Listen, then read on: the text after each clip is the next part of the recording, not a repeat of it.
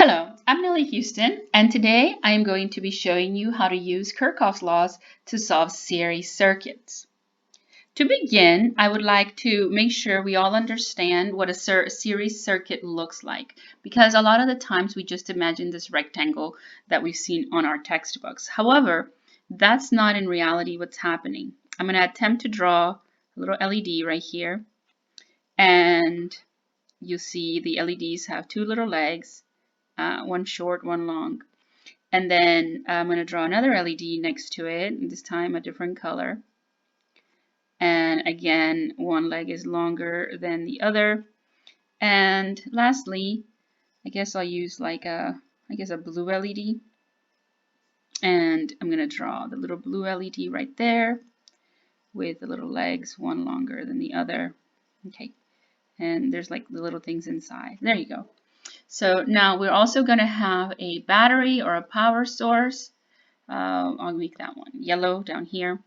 So we have a battery. It's going to be a 9-volt battery, let's say. I guess these numbers are just make-believe so that you guys can follow along and how it looks like, not the values yet. So here in series circuits, what we would have to do is make a wire connection between the LEDs and the battery. And notice that the LEDs are connected in a single pathway. So that's super important to understand that, let's say this is positive and negative, following conventional current flow, not electron flow. Conventional current flow, the current would flow from the battery's positive side through the first LED back down, and then up the second, back down, and all the way back to the negative side of the battery. So the one very important thing to remember about series circuits is that there is one pathway, and therefore there is one current. There is one current for the circuit. There's only one pathway, so that's why.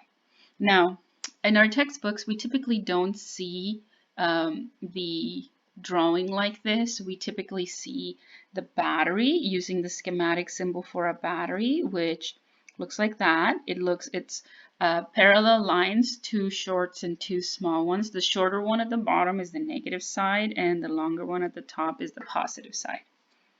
Now, in this case, to depict an LED, the schematic symbol for the LED would be this one. But to try to simplify things, instead of drawing an LED every single time, or a fan, or whatever it is, we're going to simplify things and just put a little resistor to signify that that's a load or any device that has resistance. So I could draw it like that, draw the second one, the third one, and then back around. But when I solve, the numbers are going to be crowded at the top, so that's maybe not a good idea. You could also draw one on the side here, and then another one at the bottom. So that's typically what you see in textbooks. You see a square or a rectangle with the devices, the loads, or these LEDs in this case, all around the circuit. But it doesn't have to look like that. It's just that it makes it easier to follow. But as you can see in my little cartoonist picture on the left, that's not what it doesn't look like a rectangle. And definitely when we get to breadboarding this, it definitely does not look like a rectangle like this. All right, and so let's continue with this. So that's what a series circuit is schematic is going to be drawn like, even though it doesn't look like that. Now, what Mr. Kirchhoff proved and he published was is there a single current that goes from the positive side through the circuit all the way until the negative side, and that's it. So there's only one current for the entire circuit. And some people say, well, wouldn't it be used up in the first device or second? The answer is no. Imagine like the chain of a bicycle. Whenever one little link moves, they all move together in one direction. So you can't have one link in the chain move before or ahead of another one. It all just moves together. So that's the thing to remember about series circuits. Okay, now the way we're going to depict is we're going to call this battery our voltage source or our total voltage that is going to be used by the circuit. Let me draw it a little closer. So the total voltage is provided by the power supply, or in this case, a battery. This first device, the load 1, we're going to call it resistance 1. The second device, we're going to call it resistance 2. And the last one is resistance 3. And of course, if you have more, 4, 5, or less, it's all of them. You just keep numbering them 1, 2, 3, or ABC, but we're going to use numbers in this case, 1, 2, 3. All right, so Kirchhoff's series law says that the sum of all the voltages in one pathway is equal to 0. That means that whatever the voltage provides from the battery, there's no left over. It's all going to be used by the different resistances. So I guess we can call this first device, it uses a certain amount of voltage. Device 2 also uses a certain amount of voltage, and device 3 also uses a certain amount of voltage. Yeah? So let's write this down. I think it's going to help out if we write these rules down. So what Mr. Kirchhoff says was this. The total voltage in the circuit is going to be the sum of all the voltages that are used by the devices. So that simplifies to it's voltage 1 plus voltage 2 plus voltage 3. Oh, I should move this up a little bit. Let me highlight that and move it down a little so that I don't run into trouble with the other one. Now, and this is going to be also, if I have more, I'm going to put dot, dot, dot like that, because I could keep adding more resistances in my circuit if that's what my circuit calls for. So that's what Mr. Kirchhoff's series law says, that the sum of all the voltages is equal to the total voltage provided by the power supplies, in this case, the voltage total from the battery.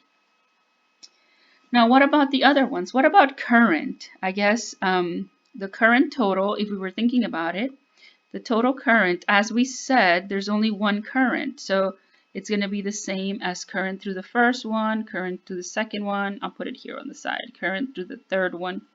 So it's all one. So we don't have to think about it. We're just going to say the total current is equal to the current going through the first device equals the current going through the second equals current going through the third equals dot, dot, dot. And that just means that there's only one current everywhere. So as long as you know one, you can figure out the rest of them. And lastly, what Mr. Kirchhoff said was that the resistance total, so if you put yourself in place of the battery has to provide enough energy to overcome all the obstacles, resistance 1, 2, and 3. So the total resistance in my circuit from the point of view of the battery, all these three right here are from the point of view of the battery, right? So the resistance total is going to be the resistance 1 plus resistance 2 plus resistance 3 plus however many you have. Yeah? So a simple analogy, maybe it's going to help you, is to think about a series circuit as a series of obstacles that you have to go before you finish like the end, like a I don't know, a triathlon in this case. There's no option to skip any of the obstacles. So the total energy spent is the energy used by the first device plus the second plus the third. So that would be the voltages.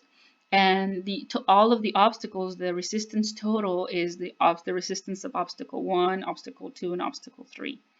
And then the current would just mean that there's no, people can't skip over each other. You have to go one after the other and work together, because there's only one current flow in all of them. I don't know if that analogy helps you, but it's just a way to think about it. All right, so that's what Mr. Kirchhoff's series laws say. Now, we're going to work out 1 or 2 examples to show you how to solve for these problems.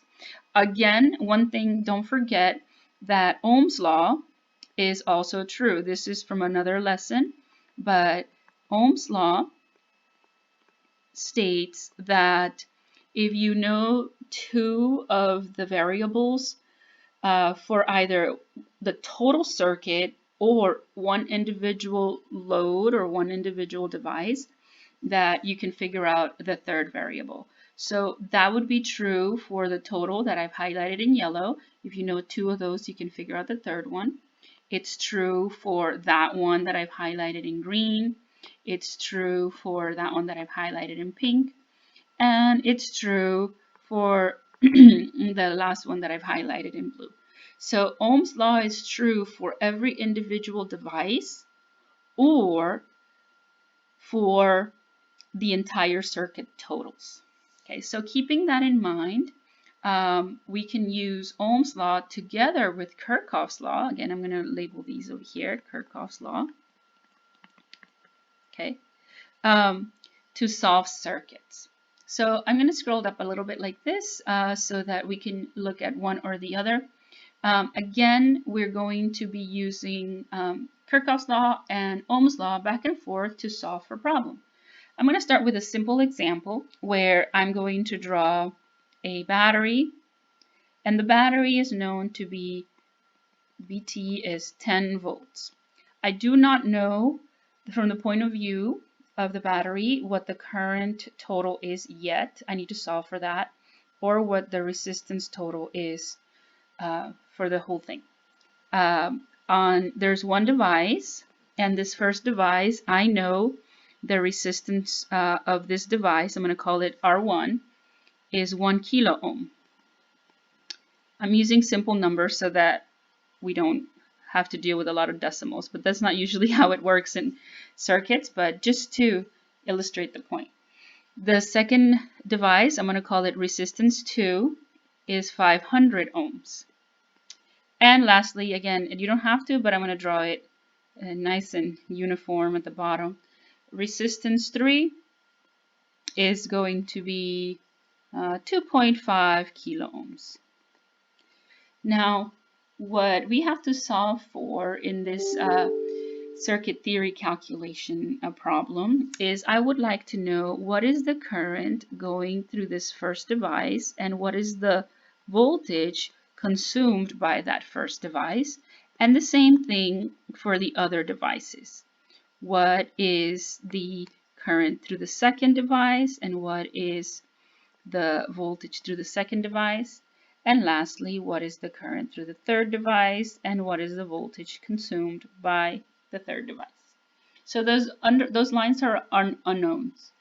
Okay, so to solve these problems, you just have to go back and forth between Ohm's law, I'm going to highlight it in red, and Kirchoff's law, I'm going to highlight it in green.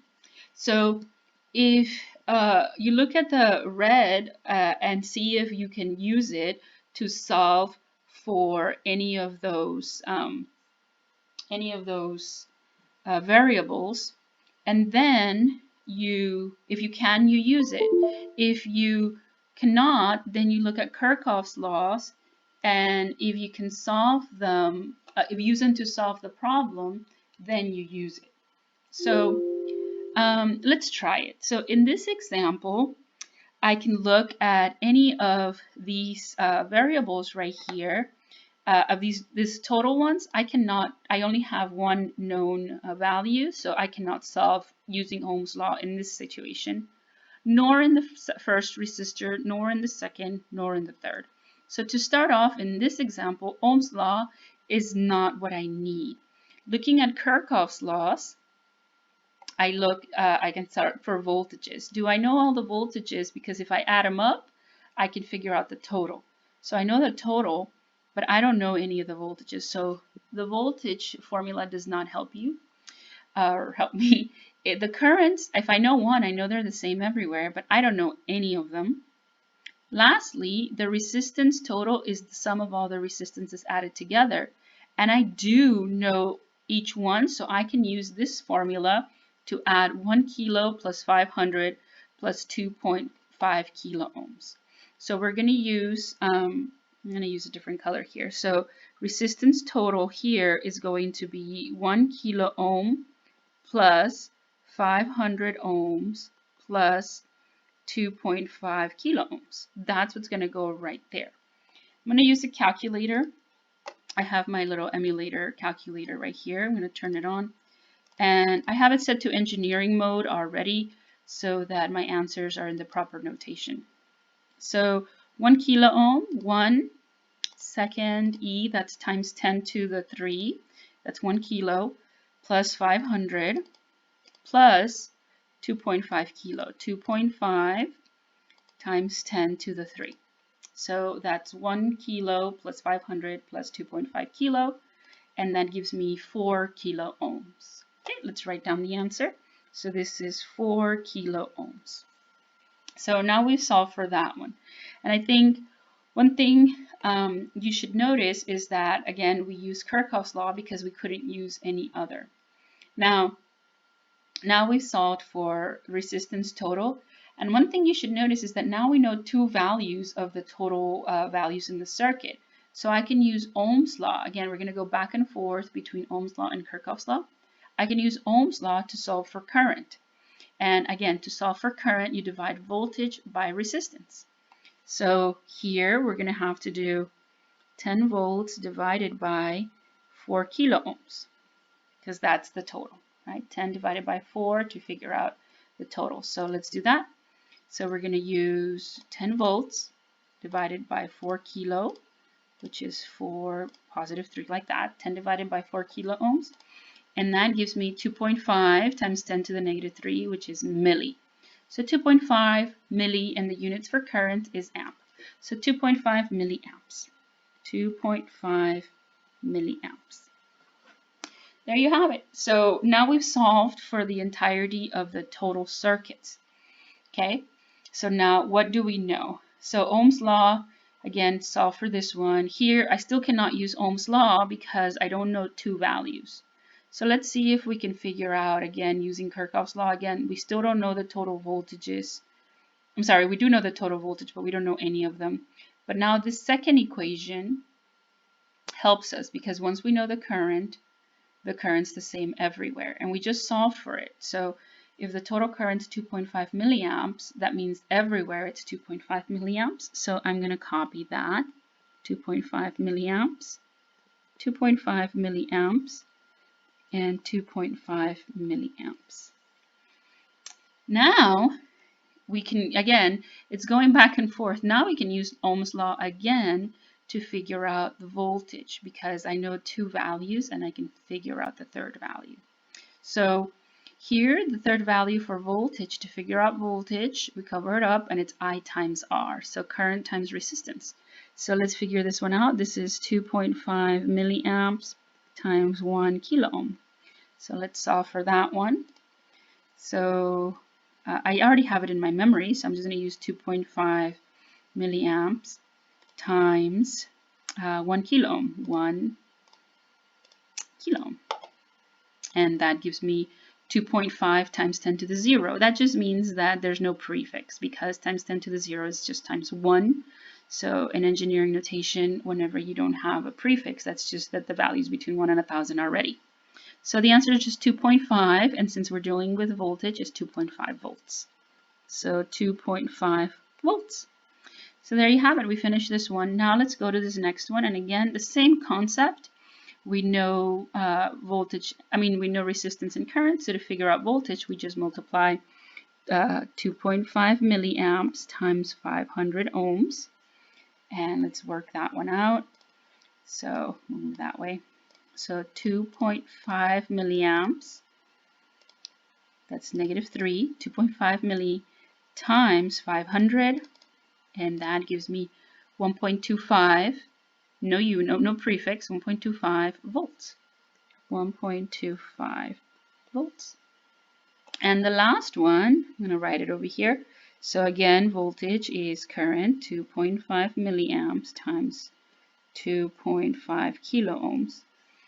So let's plug it into our calculator. So we have 2.5 milli times 2.5 kilo. Okay, milli is negative 3, kilo is positive 3. And we get 6.25 volts. 6.25 volts. Now, I want you to notice a couple of things, and that is this. The first thing I want you to notice is that the last value we solved for, here I'm going to highlight it in yellow. The last value we solved for was this voltage using Ohm's law, right? So to verify, we use the other one. So if the last formula we used was Ohm's law, we verify with Kirchoff's law. If the last value we use with Kirchoff's law, then we verify with Ohm's law, vice versa. By doing that, you will ensure that your numbers are all correct. So here we go, let's verify. So since we used Ohm's law, let's verify with Kirchoff. Kirchoff says that for voltages, they have to add up. Okay, so actually I should use this highlighter. They have to add up like that. So let's check. 6.25 plus 1.25 plus 2.5 should equal 10 volts. Let's double check. I think you can do it. A lot of people can have this done in their head, but I'm just going to verify. So 2.5. Oh, gotta type it in right. 2.5 volts plus 1.25 plus 6.25. And as you can see, it's 10 volts. So we just verified using Kirchhoff's law that the answer we got from Ohm's law is correct.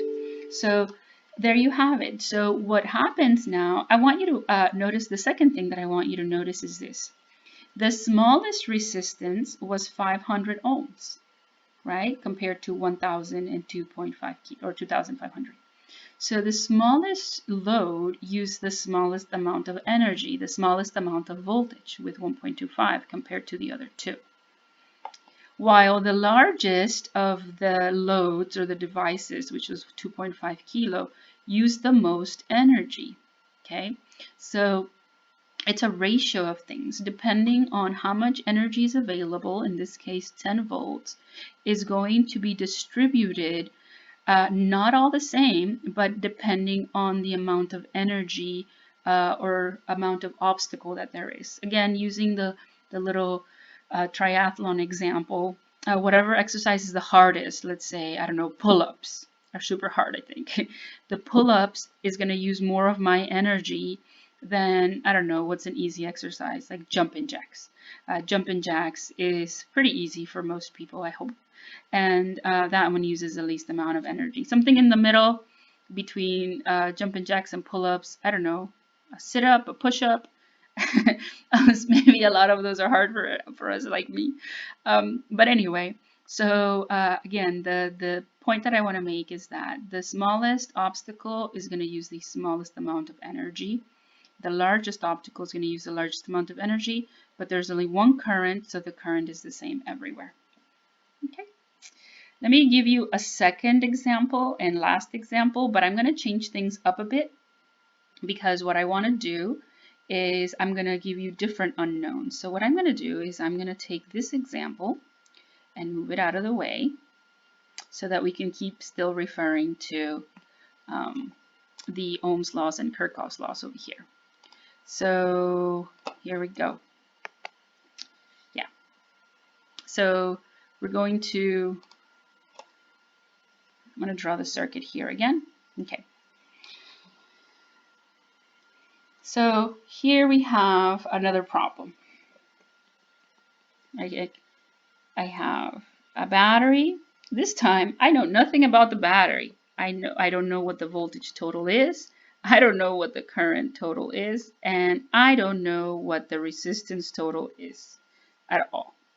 I have this device right here, and the only thing I know about that device is that the voltage of this device is 20 volts.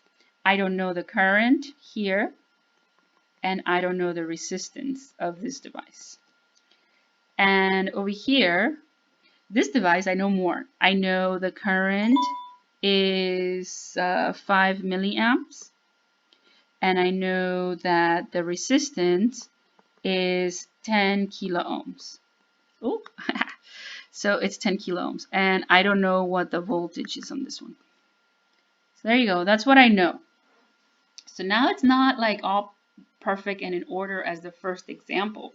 Now it's like pieces.